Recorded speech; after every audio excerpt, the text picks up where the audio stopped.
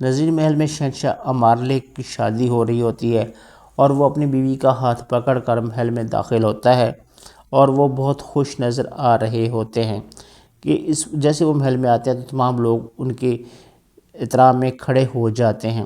اسی دوران کارادیک اپنے ساتھیوں کے ساتھ سلطان صلاح الدین کے حکم سے وہاں پر حملہ کر دیتا ہے اور کارادیک کے ساتھی جو کہ عیسائیوں کے لباس میں ہوتے ہیں پہلے سے محل میں موجود ہوتے ہیں۔ اس طرح شہنشاہ کی بیوی ڈر جاتی ہے۔ کارادیک کہتا ہے کہ آج میں آ گیا ہوں، آج میں تم لوگوں کو نہیں چھوڑوں گا اور اپنے مسلمان ساتھیوں کو تم سے رہا کروا کر جاؤں گا۔ تمام لوگ آپس میں گھمسان کی لڑائی لڑتے ہیں کہ شہنشاہ کے محافظ آ کر اس کو گھیر لیتے ہیں اور اس کی حفاظت کرتے ہیں۔ پھر شٹلون کہتا ہے کہ آج مجھے موقع ملا ہے، آج میں مسلمانوں کے خون سے اپنی پیاس بجھاؤں گا۔ تمام لوگ بہادری سے لڑتے ہیں کہ شمسہ ایک سائیڈ پہ کھڑی یہ سب دیکھ رہی ہوتی ہے اور ادھر راکف کہتا ہے کہ یہ کہاں سے آ گئے۔ پھر شہنشاہ کے سپاہی اس کو وہاں محل سے باہر لے جاتے ہیں اور ان کی حفاظت کرتے ہیں۔ پھر شہنشاہ اس کی بیوی جب وہاں سے چلے جاتے ہیں تو پیچھے لارڈ گئے تاجر راکف سے کہتا ہے کہ آیا ہم بھی یہاں سے نکل چلیں ورنہ ہم یہاں مارے جائیں گے۔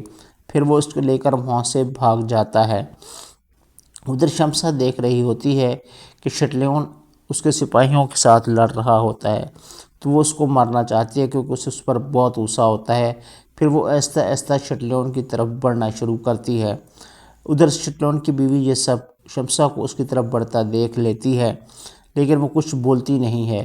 اسی دوران شٹلیون لڑ رہا ہوتا ہے کہ شمسہ اس کے پیچھے سے آ کر چاقو سے اس کی کمر پر وار کرتی ہے جس سے وہ گر پڑتا ہے مگر جلد ہی سنبھل جاتا ہے اور شمسہ کے پر پڑتا ہے اور اس سے کہتا ہے کہ شمسہ اب میں نے تجھے نہیں چھوڑوں گا، تم نے اپنی موت کو آواز دی۔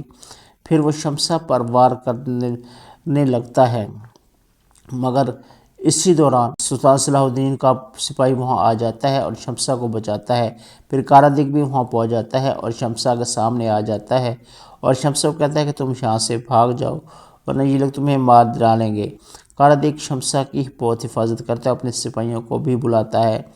ادھر شٹلیون کہتا ہے کہ میں تو مسلمانوں کو نہیں چھوڑوں گا۔ پھر وہ کمانڈر اس کو دھکا دیتا ہے تو شٹلیون گر جاتا ہے۔